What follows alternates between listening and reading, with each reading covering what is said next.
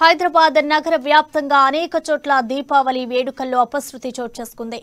బాణసంచా కాలుస్తూ అనేక మంది ప్రమాదానికి గురయ్యారు. ప్రమాద బాధితులంతా సరోజిని ఆసుపత్రికి క్యూ కట్టారు. ప్రస్తుతం ఆసుపత్రిలో 12 మందికి పైగా దీపావళి బాధితులు చికిత్స పొందుతున్నట్లు సమాచారం.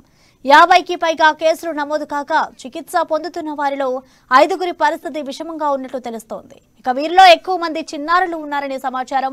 బాణసంచా కాల్చేటప్పుడు తగిన జాగ్రత్తలు తీసుకోకపోవడంతో ఆసుపత్రి పాలవుతున్నారు. బాణసంచా పేలుళ్ల వల్ల సున్నితమైన కంటి భాగంలో గాయాలైన వారిలో ఎక్కువ మంది పిల్లలే ఉన్నారని చెప్పారు.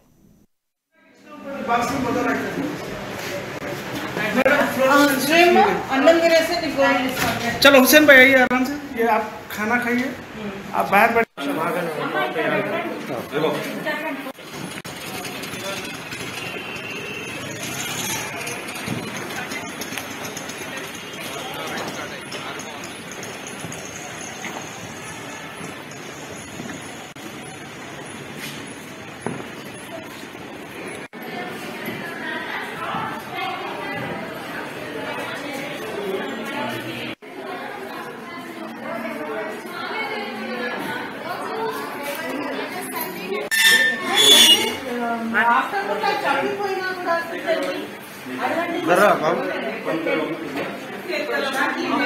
హైదరాబాద్ నగర వ్యాప్తంగా అనేక చోట్ల దీపావళి వేడుకల్లో అపశృతి చోటు చేసుకుంది.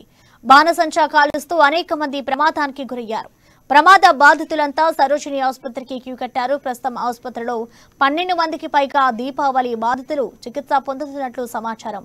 ఇక దీనికి సంబంధించిన మరింత సమాచారాన్ని మా ప్రతినిధి లిఖిత అందిస్తారు. Thank you Prasanna. నిన్న దీపావళి వేడుకల్లో అపశృతి నెలకొందని చెప్పుకోవాలి. అయితే దాదాపు 100 మందికి పైగా ఇప్పటికే హాస్పిటల్లో జాయిన్ అయిన పరిస్థితి కనిపిస్తుంది.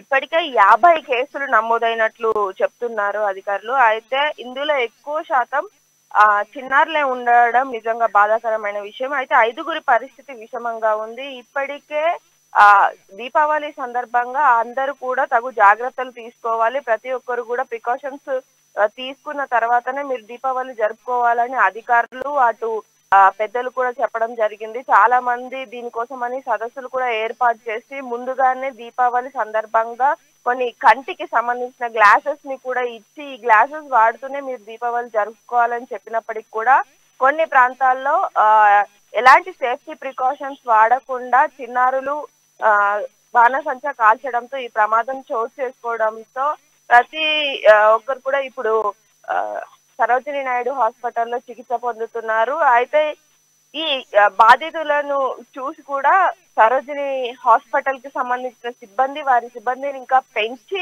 చికిత్స అందిస్తున్నట్లు కూడా చెప్తున్నారు ప్రసన్న.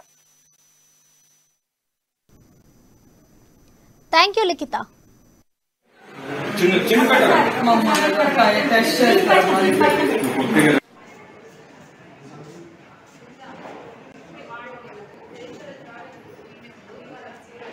నా పేరు doctor Najafi Begum, civil surgeon, RMO, Sarojini Devi eye hospital.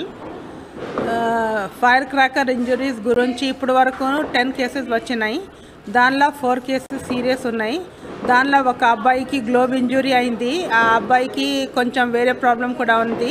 దాని గురించి ఆ అబ్బాయికి మేము నీలోఫర్ హాస్పిటల్కి పంపిస్తున్నాము. మా అంబులెన్స్ ఇచ్చి ఒక స్టాఫ్కి ఇచ్చి మళ్ళా వేరే 4 కేసెస్కి సింపుల్ ఇంజురీస్ అది ఉన్నది. ఇంజురీస్ రేపు దానికి కార్నియల్ రిపేర్ అవుతుంది మన హాస్పిటల్లో.